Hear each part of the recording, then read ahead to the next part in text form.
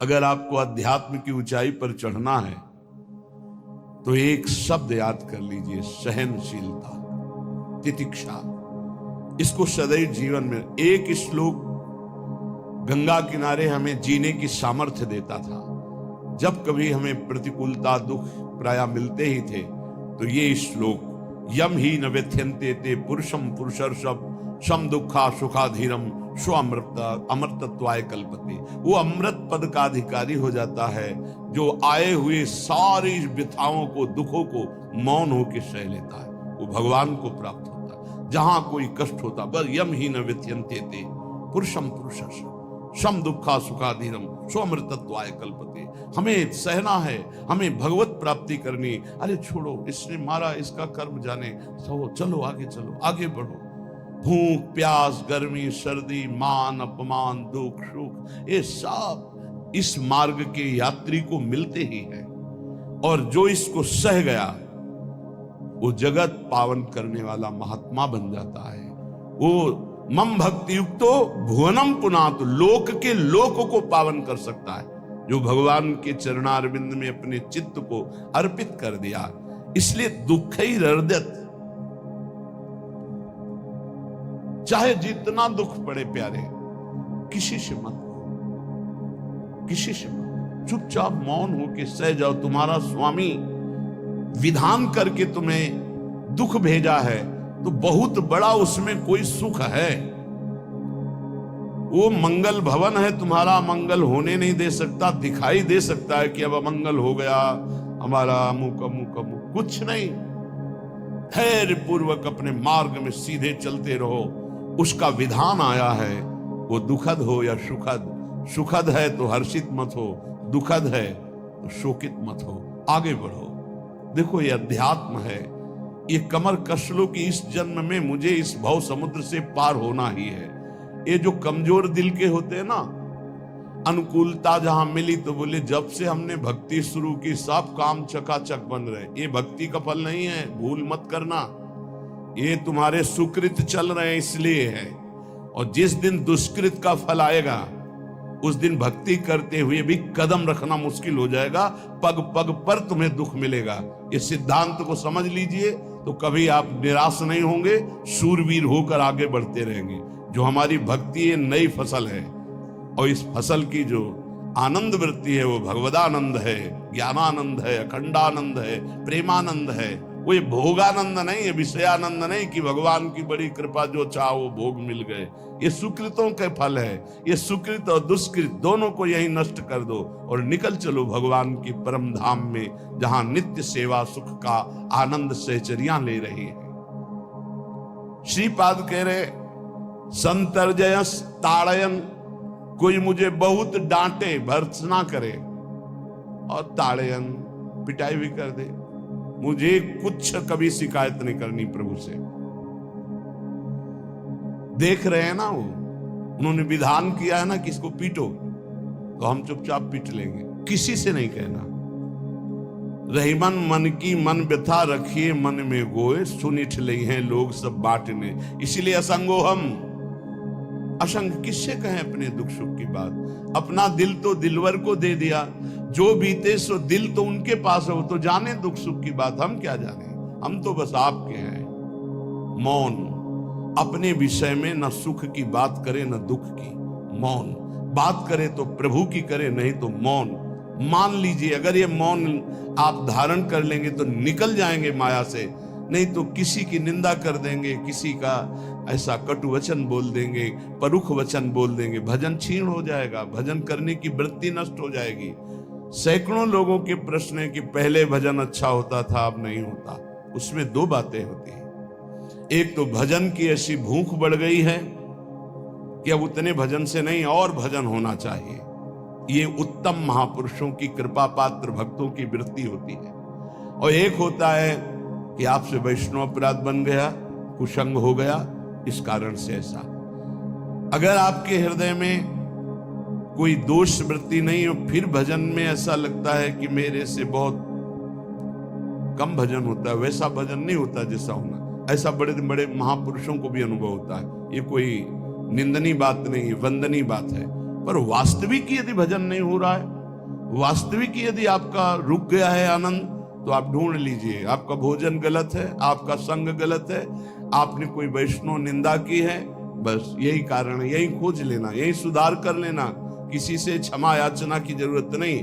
अंदर देखो और आचार्य गुरु से प्रार्थना करो, सब ठीक हो जाएगा। बड़े कृपालु हैं, जिन्होंने अपराधी मुझ जैसे को घसीटा तो अब अपराध बन जाएगा तो थोड़ी छोड़ देंगे वो। विश्वास कीजिए, उन्हीं से प्रार्थना कीजिए, नाथ यदि आपको अपराध मोचन कराना है तो भेज दीजिए मुझे उसके पास, या उसको बुला दीजिए, मैं पैर पकड़ लूं, हाथ जोड़ लूं यदि अपराध बन गया है, और यदि आप चाहें तो आप क्षमा कर दें, आगे से सावधान रहेंगे।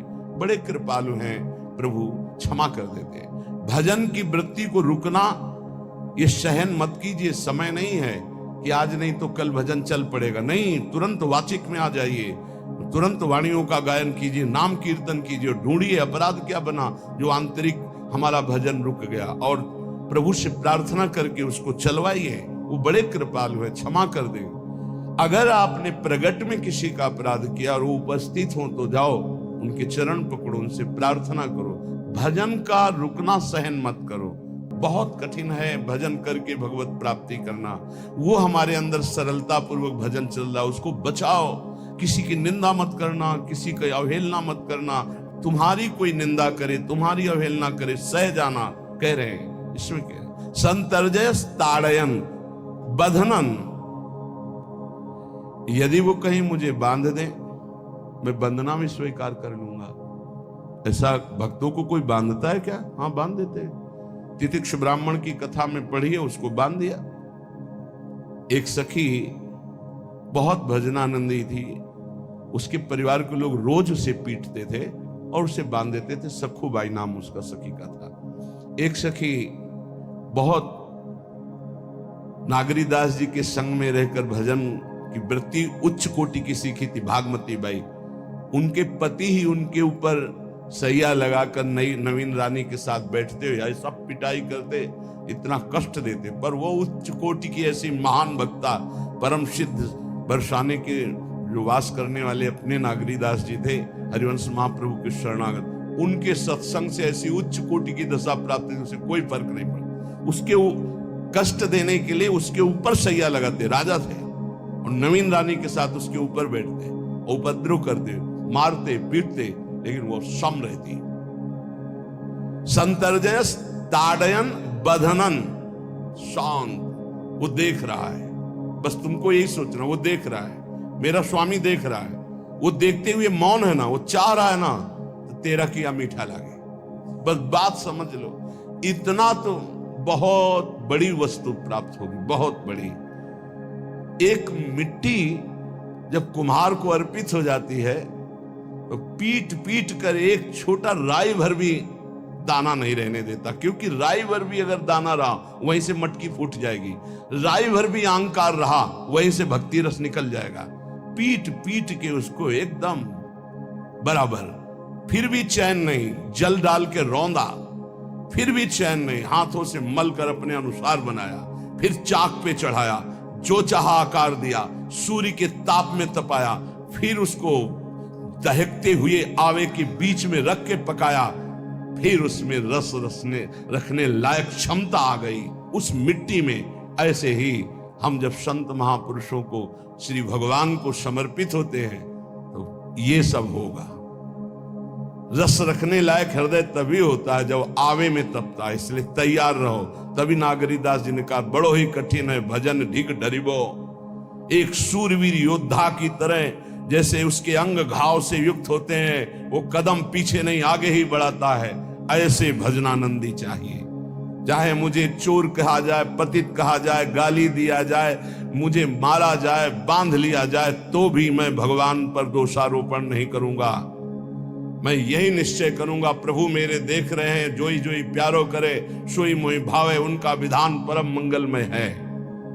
अंतः क्लेश मतीव दुस्सह तरम प्राप्नोति नाना विधि। मुझे अंदर से भी बहुत पीड़ा दी जाए, काम पीड़ा, क्रोध पीड़ा, लोभ, बाहर से तो ये दिया जाए और अंदर से भी ये दिया जाए, तो भी हे प्रिया, जो आपसे नहीं कहूंगा। प्रेम में कभी शिकवा शिकायत नहीं होती, ना इष्ट से और अपने प्रीतम के विधान से दिए हुए कष्ट को हम दूसरे से कह दें? धिक्कार है हमारी प्रीति को। प्रीतम सहावे और मैं दूसरे से शिकायत करूं? नहीं, हर विधान आपका सहो। ये प्रेम है मस्ती का। लज्जू पंजू ऐसे काम नहीं है इनके। ये तो देखते हैं पैर धर के, अगर गरम लगा तो हटा लेंगे, मत रखना गर्म ही गर्म है। और छाती मजबूत करके कि आग पे चलूंगा तो पैर रखोगे तो चंदन हो जाएगा आग में भी। पूरे जीवन की बात कह रहा हूं, पूरे जीवन की। सोचो उस समय जब 13 वर्ष की अवस्था है और घर से निकले थे, कोई साथी नहीं है, कोई समझाने वाला नहीं, और आज इतना जीवन हो गया इसी यार के सहारे हुआ है। इसी यार, ना 1 रुपया कभी था, न रहा है, न रहेगा। प्रेमानंद का 1 रुपया नहीं है, प्रेमानंद की 1 वस्तु नहीं, ना रहा ना रहेगा। हाँ, प्रेमानंद की सब वस्तुएं हैं, ना होते हुए भी पूरा विश्व मेरा। क्यों? प्रेमानंद भगवान का है। भगवदानंद को प्रेमानंद कहते हैं। वही संपत्ति जीवन भर एक ही साथी रहा है। और हे नाथ, ऐसी कृपा करना अब दूसरा साथी बने ना। अब आओ तो मृत्यु रूप में ही आओ, और किसी रूप में मत आना। साथी हो तो आपका साथ हो। सर्वहरण करने वालों में मैं मृत्यु हूं, बस उस रूप का इंतजार है। आओ उस रूप में और समेट लो अपनी लीला। बस कभी किसी से शिकायत, कभी किसी ने कैसे हो, आनंद है। नहीं सुना है किडनी खराब है तो सुना ही होगा, कोई दुख नहीं, कोई दुख नहीं। वर्तमान दुख वर्तमान के आनंद से बहुत छोटा है। क्या दुख है? स्वामी के द्वारा दिया हो। ये आप हमारी प्रार्थना मान लीजिए। इस मार्ग में चलने पर जो दुख मिले कभी किसी से कहना नहीं तो प्रीति में कलंक लग जाएगा, वो तुम्हें प्रभु से हटा देगा। नहीं, रहीमन मन की मन व्यथा रखिए मन में गोए, सुनि चले है लोग सब बाट न लिए। ये भगवत मार्ग शूरवीरों का मार्ग। कभी अपनी अंतर व्यथा को किसी से मत कहो। जीवन में अगर कोई हमें कष्ट दे रहा है तो हमारा कर्म है, ना कि कोई व्यक्ति। ये बिल्कुल सिद्धांत तक चर्चा समझ लो। वही व्यक्ति जो मुझे द्वेष करता, वही व्यक्ति जो मुझे कष्ट और दंड देता, वही व्यक्ति प्रणाम करके छाती से लगाकर आंसुओं की धारा से अभिषिक्त किया, तो वो व्यक्ति था या कर्म? जब कर्म भोग हो गया तो वही हृदय से लगा के अश्रुधारा से क्षमा कीजिए, बहुत ऐसा नहीं, आप तो बड़ी कृपा की। व्यक्ति कभी कष्ट नहीं देता, मेरा कर्म उसके ऊपर सवार होकर मुझे दंड देता है। इसलिए मैं किससे कहूं? अपनी जबान से दांत कट जाए तो किससे कहूं? ये जो दांत, इससे जबान हमारी पीड़ा को किससे कहूं? अब अपने हाथ से चोट लग जाए किसको कहूं? ऐसे सब आत्मस्वरूप हैं। हमारा कर्म ही उनके ऊपर सवार होकर हमें दंड दे रहा है। इसलिए भाई, श्रीपाद का सिद्धांत जो कह रहे कि अगर भगवत प्रेम प्राप्त करना है तो मुंह बंद। 22 बाजार में कोड़े मारे गए, एक बार भी श्री कृष्ण से नहीं कहा। पूज्य भाई जी महाराज के जीवन कष्टमय, कभी श्री कृष्ण से नहीं। बाबा नहीं सह पाए, बाबा ने श्री कृष्ण से कहा, श्री कृष्ण चंद्रजू से, ये क्या है, इतना कष्ट क्यों दे रहे हो उनके शरीर को? मुस्कुरा दिए, बोले मैं नहीं दे रहा हूं, ये तुम्हारे कर्म का फल भाई जी भोग रहे हैं। ऐसा? बोले हाँ। सीधे अस्पताल गए, भाई जी से कहा, ये आप हमारा प्रारब्ध क्यों भोग रहे हैं? तो कहा, आज ये कौन सा खेल रच रहे हो बाबा, क्या बात कर रहे हो? जीव का अपना कर्म भोगना होता है, किसी और का निजीकृत कर्म भोग? तो उनका, आप हमको बहका नहीं सकते, हमें परम तत्व से पता चला है कि आप हमारे कर्म। तो हंस दिए भाई जी और बोले, देखो हमें कोई फर्क नहीं पड़ता, आपको फर्क पड़ जाता। आप चढ़ो, जिस साधना की चढ़ाई पर चढ़ रहे हो चढ़ो, मंगल में श्री कृष्ण तुम्हारी यात्रा को पूर्ण करें। हम तो अस्पताल में पड़े पड़े प्रिया प्रीतम के साथ खेल रहे हैं, कोई फर्क नहीं पड़ रहा। ये बड़े महापुरुषों ने अपने कष्ट की तो बात जाने दो, दूसरों के कष्टों को लेकर भोगाए। हम जरा सा कष्ट आ जाए तो बोले हमारी अंदर श्रद्धा थी अब खत्म हो रही क्योंकि कष्ट आने लगा। उसमें भगवान का क्या दोष है? वो तो बड़े कृपालु हैं कि ऐसे पापात्मा होने पर भी मुझे महात्माओं का संग दिया, धाम का वास दे रहे, नाम जपवा रहे। अब हमारे पूर्व प्रारब्ध हमें कष्ट दे रहे हैं, इस समय भी वो हमें दुलार कर रहे हैं। जीव समझता नहीं, केवल दोषारोपण भगवान और भगवत मार्ग पर कर देता है। इसलिए उपासक को अंतः क्लेशमति व दुस्सहतरम, ये जो आप काम क्रोध से जल रहे हो ना, ये तपस्या है, इसका बहुत बड़ा लाभ मिलेगा। अगर भोग रहे हो ना, गिर रहे हो, पतित हो रहे हो, तो वो सुख नहीं, वो शांति नहीं, वो विश्राम नहीं। तो एक बार ध्यान रखना, इस शब्द को याद रखना। ऐसे रहने पर भी हमारे द्वारा जो भी वो हमारे स्वामी ऐसे लेते हैं, जन अवगुण प्रभु मान न काऊ, दीन बंधु अति मृदुल स्वभाव। कल शाम के पूज्य परमहंस राम मंगल दास जी की वाणी का चिंतन हो रहा था। उसमें कह रहे हैं कि जो 30 मिनट भगवान नाम कीर्तन कर लेता, मेरी बात पर विश्वास रखना, हो उसको भगवत प्राप्ति होगी। 24 घंटे में 30 मिनट नाम कीर्तन कर लेता है और अन्य समय विस्मरण रखता है, तो 30 मिनट का नाम कीर्तन उसे भगवत प्राप्ति करा देगा। तुम्हें जो पाठ प्रिय हो, 30 मिनट पाठ कर लोगे, भगवत प्राप्ति होगी। बहुत पहुंचे हुए महापुरुष जिनके चरणों में अपार श्रद्धा है, आप लोग तो रात दिन लगे, आपको भगवत प्राप्ति नहीं होगी। चूक हो जाएगी तो जन अवगुण प्रभु मान न काऊ, दीन बंधु अति मृदुल स्वभाव। अग्नि की ज्वाला के समीप रुई का पहाड़ कितनी देर टिकेगा? कितनी देर टिकेगा? उसके ताप में झुलस जाएगा। ये अग्नि की ज्वाला है भगवान नाम कीर्तन, भगवत यश गुणगान। तो जैसे किसी को लगे कि वो नाम जब भी करता है वो रुचि पूर्वक पाप करता है, असंभव। नाम जापक रुचि पूर्वक पाप कर ही नहीं सकता, उसका हृदय जलेगा पक्का। आप जप करके देख लीजिए, आप जप कीजिए नाम, और फिर आपसे पाप जब बनेगा तो आप फिर हालत अपनी देख लीजिएगा, बार बार हृदय जलेगा, नहीं नहीं नहीं। एक दिन वो नहीं सिद्ध हो जाएगा और आप निर्विकार हो जाएंगे। इसलिए अंतः क्लेश, अगर बुद्धि मति अति अंदर क्लेश आ रहा है, कभी काम आ रहा है, कभी क्रोध आ रहा है, कभी लोभ आ रहा है, कभी मोह आ रहा है, ये आता रहेगा जब तक भगवत साक्षात्कार नहीं होगा। ऐसा मत समझो कि 2-4 महीने जब करेंगे तो हम सिद्ध हो जाएंगे, ये आता रहेगा। ये बहुत भागवतिक शक्ति से संपन्न है विकार, कोई साधारण नहीं है कि तुम माला जपोगे वो नहीं आएगा। माला जपते समय ही आएगा वो। ये भागवतिक शक्ति से संपन्न, काम क्रोध लोभ मोह तब त्रिभुवन को परास्त कर रहे हैं। ये भगवान के पावर से शक्तिमान है। तुम्हारा अहंकार जब गलित हो जाएगा तो इनका आना ही बंद हो जाएगा। जब तक अहंकार रहेगा तब तक ये आते रहेंगे। तो जो तुम्हारे अंदर जलन हो रही, मत कहो किसी से, सह जाओ, यही तपस्या हो जाएगी, यही भगवान की प्राप्ति का हेतु हो जाएगा। प्रभु के लिए थोड़ा कष्ट सहकर आप आगे बढ़कर देखिए वो कितना आपको प्यार देते हैं। यही कष्ट सहना है, आंतरिक विकारों को सहना, बाहरी प्रहारों को सहना, कभी किसी से ना कहना, ये भक्तों का स्वभाव। मौन, इसीलिए वाणी से मौन, कुछ ना बोलना। हमने एक संत भगवान को देखा, 22-23 वर्ष पहले वृंदावन में कच्चा मार्ग था, एक बोरा रखते थे, ऐसे पागलों जैसा भेष था। जब रात्रि के 11 बजे वापस यमुना किनारे से प्रसाद पाके यमुना किनारे गए, यमुना किनारे से जब लौटते थे उनको देखते थे अकेले वो बैठे रहते। उनकी मुद्रा देख के लगता था भगवदानंद में डूबे हुए।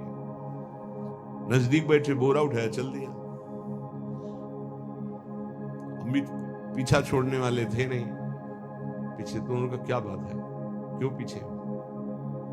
अब संत वेश हमारा भी तो मर्यादा से ही बोलेंगे, कुछ नहीं, केवल जानना चाहते हैं आपको। तो कालीदय की इधर एक तमाल का पेड़, जो श्वेत रंग का एक वृक्ष है, उसका मुझे नाम नहीं याद आ, गुलर जैसा, और वो तमाल में लिपटा हो, अब भी है। दाहिनी तरफ है ये जो खाली जगह पड़ी ऊंची, जो अपने दाहिनी तरफ बर्फ फैक्ट्री के आगे जाते हैं, उसी के नीचे बैठे। तो हमने पूछा आपकी स्थिति देखकर मुझे लगता है आप हर समय भगवदानंद में डूबे रहते हैं। बोले जब लगता है तो प्रश्न क्यों करते हो? हमको आपकी वेशभूषा देखकर। तो बोले जगत से बचने के लिए ये वेशभूषा है। एक बोरा ऐसे जैसे कोई बीनने वाले होते हैं, कबाड़ बीनने वाले, ऐसे बोरा ऐसे रखे थे, एक गमछा लगाए हुए थे, पूरा शरीर खुला, कोई साधु का वेश नहीं, कोई चिन्ह नहीं, और उनकी स्थिति भगवदानंद में थी। उनका ये किसके उपदेश, किस मार्ग के उपदेश, किस इष्ट की आराधना से आपको ऐसी स्थिति प्राप्त हुई? बोले प्रथम पूज्य श्री स्वामी राम सुखदास जी महाराज का सत्संग हुआ, इष्ट देव श्री कृष्ण, इष्ट ग्रंथ गीता, उसी की कृपा से मुझे ऐसा, मैं भारत के हर तीर्थों में वास करता हूं, भ्रमण करता हूं, असंग रहता हूं, और यही वेशभूषा रहती है बड़ा अंदर से। तो भोजन प्रारब्धवशात जो सामने आ जाता है उसे पा लेता हूं, नहीं आता भूखा रहता हूं। तो अगर हम मधुकरी ले आवे कभी आप जिससे तो पालेंगे, बोले दे देंगे तो पालेंगे। दूसरे दिन मधुकरी लेकर, रोज हमारी उनके चरणों में श्रद्धा, क्योंकि उनका रहना और चिंतन दोनों, रहनी और चिंतन बड़ी प्रशंसनीय, जो वीतराग परमहंसों के अक्षर सा वैसे कुछ पास नहीं, केवल बोरा, वो नाटक के लिए बोरा कि कोई समझे कबाड़ बिनने वाला, और एक गमछा ऐसे रंग बिरंगा, बस कुछ नहीं, कोई भागवतिक चिन्ह नहीं। एक दिन देखा वो पड़े मक्खियां भिन भिना रही, तो नजदीक गए, क्या हो? चुप जाओ, इनका बोलिए ना। बोले वमन और शौच दोनों हो रही है, शरीर बिगड़ गया है, तो हमका औषधि के लिए हम व्यवस्था, बोले इसलिए कह रहा हूं आप बच जाइए। हमका हमें बता तो दीजिए क्यों नहीं? तो बोले आया हुआ प्रारब्ध है, इसको हंस के भोगना है। ऐसे कोने में साइड में ऐसे पेड़ के किनारे पड़े, 2 4 6 10 दिन जो भी व्यवस्था उनकी बनी, फिर वो हमको दर्शन नहीं मिले, अन्य तीर्थों में चले गए होंगे। ऐसा महापुरुष, क्या हम अपने शरीर को इतना प्यार करें कि भगवान से श्रद्धा हो जाए, भक्ति मार्ग में हम लड़खड़ा जाए, फिर सत्संगी किस बात का? ये पक्का समझ लीजिए, ये जो भगवत मार्ग है ये शूरवीरता का मार्ग है, सहन करने का मार्ग है। जितने भी महापुरुषों के चरित्र हैं आप पढ़ करके देख लीजिए, भगवान के चरित्र से भी ज्यादा लाभ भक्त चरित्र सुनने से इसलिए होता है कि हमको लगता है कि हमारे जैसा जन्म लेकर इतना कष्ट सहकर इस ऊंचाई पर पहुंचे, ये बड़ी बात है कि वो जीवत्व से हमारी तरह पैदा होकर ईश्वत्व को जाता है। इसलिए भक्त चरित्र में विशेष बल हमको प्राप्त होता है। क्या क्या कष्ट सहते, और आप खुद देख लीजिए, आपको जितना कष्ट है उससे बड़ा सुख है कि नहीं, अंदर देख लीजिएगा तो इसी से अनुमान लगा लीजिए, जितना बड़ा कष्ट उससे कई गुना बड़ा सुख भगवान देते हैं, तभी वो उनका यश गाते रहते हैं। ऐसे थोड़ी होता है कि हमारे भगवान का हम भजन करते, हमारे साथ न्याय नहीं हुआ। न्याय तो सही बात नहीं हुआ, नहीं तो तुम्हारी दुर्गति हो जाती। सही बात में उन्होंने न्याय नहीं किया, पक्षपात किया है तुम्हारा। अगर वो सही न्याय करते तो ईमानदारी से कहते हैं, केवल नरक के कीड़ा ही बनना पड़ता और कुछ नहीं है। खूब देख लो, डबल चेहरा होता है, एक सामने का चेहरा देख रहे हो और एक एकांत का चेहरा होता है, डबल चेहरा होता है। और भगवान डबल रखो चाहे तिबल, सब देखते हैं। सब हम बैठे हुए देख लो ईमानदारी से वृंदावन की भूमि में, एक चेहरा है जय श्री राधे, और एक चेहरा है जो राक्षस है अंदर बैठा। देख लो, अंदर देख लो, बिल्कुल इस समय सीसी कैमरे में हो, अंदर देख लो, एक राक्षस बैठा है, और उस राक्षस ने जो जो करवाया आप लिखो रजिस्टर में, तुम्हें याद है जितना, और इसके बाद आप न्यायाधीश बनो, फिर आपकी क्या दुर्गति होती उसका। इससे ऐसे होता है, हे प्रभु, तभी त्राहिमाम मचता है, तब उनकी कृपा नजर आती है कि बोले भगवान ने न्याय नहीं किया। हम कहते सच्ची बात तुम कह रहे हो प्यारे, न्याय नहीं किया इसीलिए बचे हुए हो।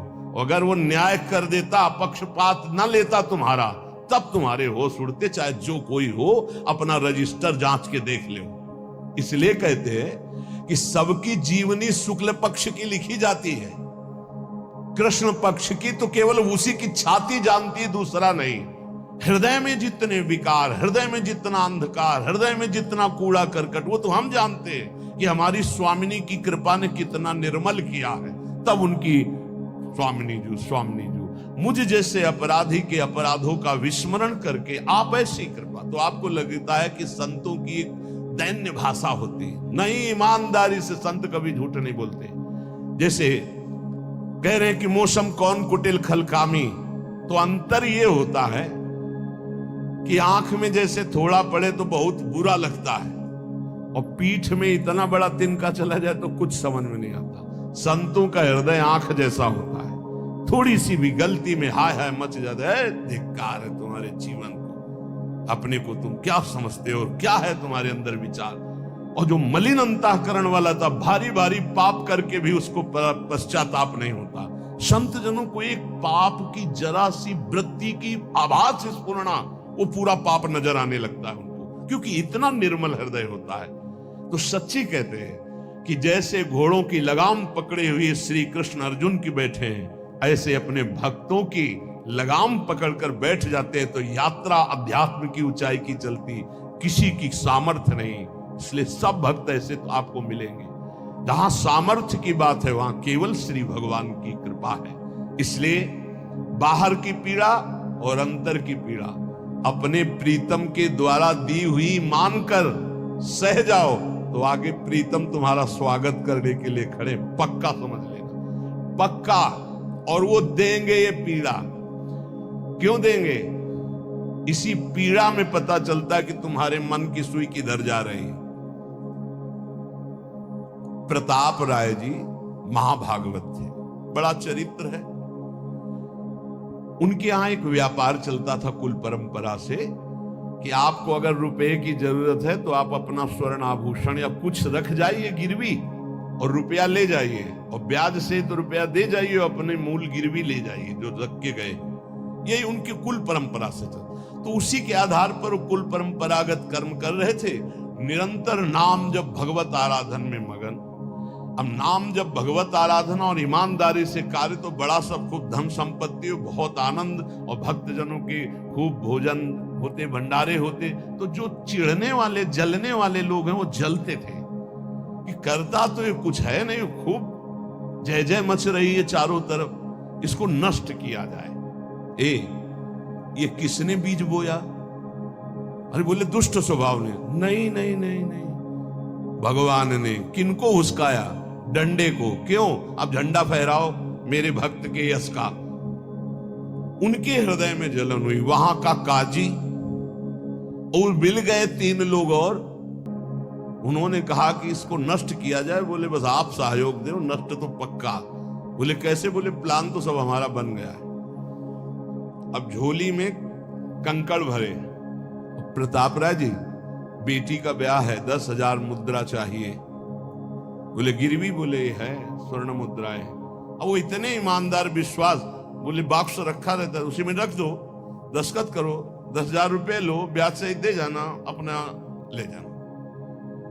थोड़ी देर बाद दूसरा आया ऐसे, फिर तीसरा आया, वो तो उनका व्यापारी था। 5 दिन बाद वापस आया और काम बन गया। ब्याज सहित ये रुपए लो, हमारा आभूषण वापस करो। बोले जहां रख गए थे वैसे उठा लो। बॉक्स से उठाया ऐसे। अरे देखो कितना नाटक करता है, माला जपता है, भगत बनता है, हमारे स्वर्ण आभूषण हटाकर कंकड़ पत्थर भर दिए। अब लोग तो आश्चर्यचकित हो रहे थे कि ये भगत जी तो ऐसे है नहीं। इतने में दूसरा आया, उसने भी वही नाटक शुरू। तीसरा आया, उस अब तो पक्का हो गया कि पाखंड करता है। लोगों की श्रद्धा को कपूर कहा गया है। कपूर ऐसे बाहर रखो ना तो उड़ जाता है ना, ऐसे ही श्रद्धा है। अगर उसको आप मजबूती, विश्वास की मजबूती में नहीं रखोगे तो श्रद्धा उड़ जाएगी। अब तो सब कहने लगे कि प्रताप राय तो बहुत ही पाखंडी निकला। अब हाहाकार मच गया। इसके बाद काजी, वो तो सब मिले हुए थे, काजी ने बादशाह के सामने बात पेश की। काजी के इशारे से बादशाह ने हुक्म दिया इनको बंदी बना लिया जाए, सारी संपत्ति जब्त कर ली जाए। अब राज सैनिक बंदी बना लिए प्रताप राय जी को। सारी संपत्ति जब्त होने लगी तो उन्होंने अपनी पत्नी से इशारे से कहा, ठाकुर जी लो और भाग जाओ अपने मायके, ठाकुर जी को बचाओ। ऐसी स्थिति में याद क्या है? ठाकुर जी को बचाओ, उनका भोग राग चलता रहेगा, हम तो जेल में कष्ट भोग लेंगे। ऐसा ही हुआ। वो पीछे की खिड़की से अपने ठाकुर जी को लेकर सब तहस नहस हो गया। म्लेच्छ सेना साहब नष्ट भ्रष्ट कर दिया, बंदी बनाया, उनको ले गए, जेल में डाल दिया। कुछ लोगों ने कहा कि महाराज अभी ठाकुर जी अष्ट धातु के हैं, बहुत महंगे हैं, उनकी पत्नी इसीलिए लेके भाग गई है। मायके से पत्नी को भी बंदी बनाया, ठाकुर जी को भी संपत्ति के रूप में जब्त किया, और जहां संपत्ति थी वहां गोदाम में ठाकुर जी को ऐसे जिससे संपत्ति डाल दी वैसे डाल। जब पत्नी नजदीक हथकड़ी बेड़ियों के सहित और वो तब एकांत जब हुए तो उनका प्रभु आज तक मैंने कभी आपसे मांगा नहीं और कोई शिकायत नहीं की, बस एक कष्ट है इस समय कि आपको गोदाम में डाल दिया गया है। हम प्राणों से अधिक आपको प्यार करते हैं और आपको भोग नहीं लगेगा, आपकी सेवा नहीं होगी, ये हम बर्दाश्त नहीं करेंगे। प्रभु कुछ उपाय करो जिससे आपकी सेवा, अगर हमें ये पता भी चल जाएगा कि आपको भोग लग रहा है तो आजीवन हम पति पत्नी को जेल में रखो, मुझे कोई कष्ट नहीं। प्रभु ये सब कुछ हुआ, मुझे कोई कष्ट नहीं, आपको भोग नहीं लगेगा, इस बात से मैं जीवित नहीं रह पाऊंगा। भगवान देर थोड़ी लगी युगल सरकार गलवैया दिए हुए, इस स्थिति में भी तुम्हें मेरी चिंता है। तुम्हें अपने अपमान की, अपनी संपत्ति जब्त की, अपने जेल की दुख की कोई चिंता नहीं, मेरी चिंता है। वही साक्षात्कार हुआ। अब तत्काल, अब वो तो चाबी बदलने वाले हैं ना, ज्ञानी मूढ़ न कोय, जस जय का रघुपत करे तस ताही क्षण होए, बोले भियस महेश तब ज्ञानी मूढ़ न कोय। उस वहां का जमींदार जो था उसने कहा ऐसा हो ही नहीं सकता, यह सब गलत है, पाखंड रचा गया है प्रताप राय जी के प्रति। बादशाह के सामने विरोध प्रकट कर दिया, नहीं सही जानकारी जांच हो। बादशाह ने उन तीनों को बुलाया और कहा फांसी पे चढ़ा देंगे यदि सही नहीं बोलोगे। सही सही बोल दिया कि उसमें हम सोना तो रखा ही नहीं था, कंकड़ रखे थे। काजी की सब बात थी, काजी को दंड दिया गया, तीनों को बंदी बना लिया गया, प्रताप राय जी को पूरा नुकसान सहित सब अर्थ दिया गया और बड़ा सम्मान किया गया। फिर जीवन, ये घटनाएं भक्तों के जीवन में आती है किस लिए? भगवत साक्षात्कार कराने। भगवत साक्षात्कार जेल में प्रताप राय और उनकी पत्नी को हुआ। इसलिए उपासक को कितनी भी परिस्थिति कष्ट की आवे, वो तुम्हारे आनंद का वर्धन करने वाले बनेगी, विश्वास रख लीजिए। बस किसी से सहयोग मत मांगना और किसी को अपनी बात मत कहना। प्रताप राय जी ने किसी से भी नहीं कहा, कुछ भी नहीं बोले, केवल प्रभु से कहा कि आपकी सेवा अगर हमको कान में सुनने को मिल जाएगी कि आपका भोग लग रहा है तो मुझे कोई कष्ट नहीं होगा, लेकिन ये मैं नहीं सह पाऊंगा कि आप गोदाम में से, क्योंकि मैं जीवन भर आपको दुलार करता रहा हूं प्रभु। अब वही भगवत साक्षात। तुम्हारी सुई कहां जाती है? मन की। कष्ट की स्थिति में कोई मित्र, कोई रिश्ते नातेदार, कोई पावर काम आता है या भगवान की तरफ जाए। अगर भगवान की तरफ तो जीत गए, और अगर संसार की तरफ ऐसे भी मिलने, आप बिल्कुल फोन कर देना, हम तुम्हें अमर कर देंगे, नहीं फाड़ के फोन नंबर फेंक देना कि हम रखेंगे भी नहीं ऐसा नंबर। जब कोई नंबर नहीं होता तब हरि का नंबर लगता है। जिसके पास किसी का फोन नंबर नहीं होता उसका हरि का नंबर लगता है। ध्यान ले दो, कलयुग है इसीलिए सबके पास नंबर भेज दिया है। सबके पास नंबर है क्योंकि हरि से फोन नहीं कर सकते। हरि का फोन जानते हो कैसा होता है? जब आर्थ होकर अनाथ भाव से असरण शरण कोई नहीं मेरा, तब हा वो फोन नंबर भाव से मुझको पुकारे तो भाव से बेड़ा पार है। भाव पूरित टेर ही करती मुझे लाचार है। भाव बिना भगवान आवाजें नहीं सुनते। भाव सुनी पुकार भगवान नहीं सुनते। भाव कब आता है? बाजार में थोड़ी मिलता है। किसी से हमारा संबंध नहीं। ये जीतना है तो ये बातें पकड़ लो सत्संग की। कोई विपत्ति दुख आने पर अगर किसी का नंबर आपको याद आवे कि अगर हमें विपत्ति आएगी तो कौन सा नंबर याद आएगा? बोले अमुक का, उसको डिलीट कर दो। नहीं, अमुक का नंबर नहीं रखेंगे हम, श्री जी का। श्री जी का नंबर क्या है बताया तुम्हें? क्या है?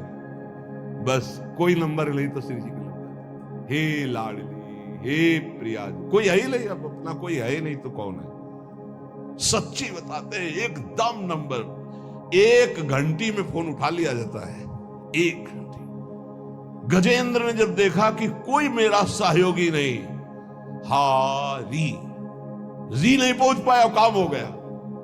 हरि पूरा नहीं कर पाए, काम हो गए। गोविंद यही प्रकट हो गए, वस्त्रावतार। ये नंबर है हरि का।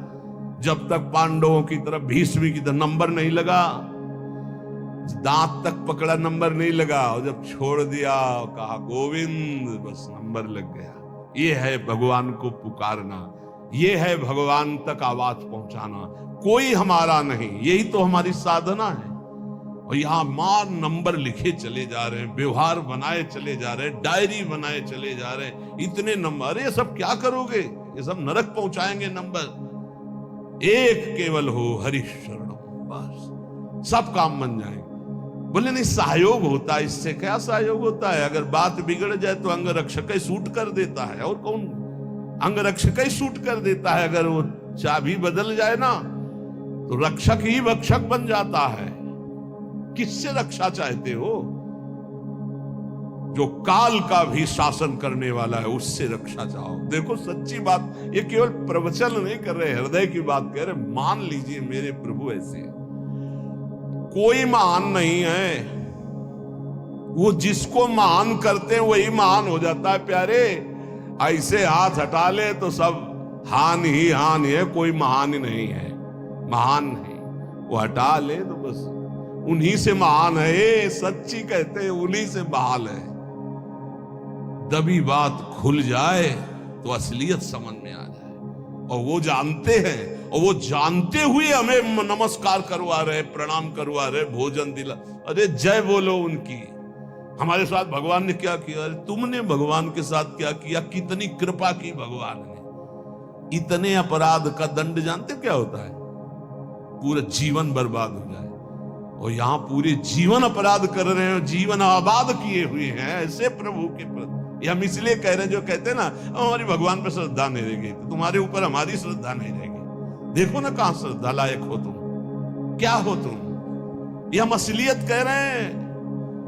ऊपर से चिकना चुपड़ा, अंदर से सब गंदा होता है। भगवान बचावे, नहीं तो मना खष्टान इंद्रियाणी प्रकृति स्थान कर सती। दुर्गति वाले काम होते हैं, दुर्गति वाले।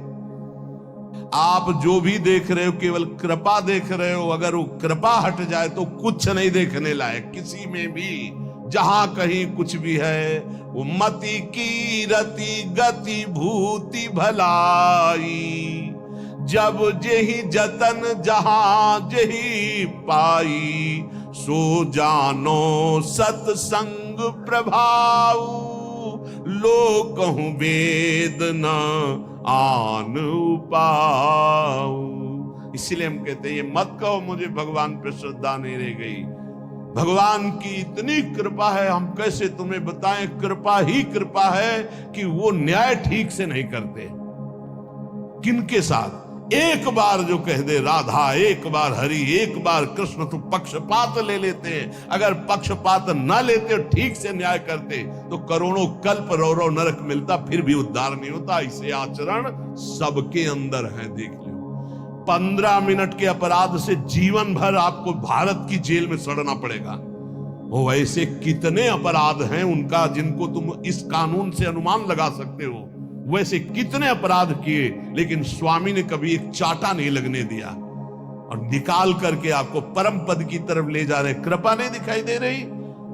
तुम सत्संग, नाम जप, भगवत यश गायन, भगवत लीला, भगवत धाम, ये तुम्हारी साधना का फल है क्या? ये कृपा का फल है।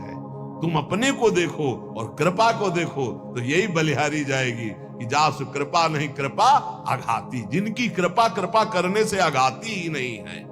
इसलिए अंतः क्लेशमति व दुस्सहतरम प्राप्नोति नाना विधि। नाना विधान से यदि अंतर बाहर कष्ट मिले तो चुपचाप सह जाना, राधा राधा राधा। आगे बढ़ोगे तो भगवत प्राप्ति हो जाए।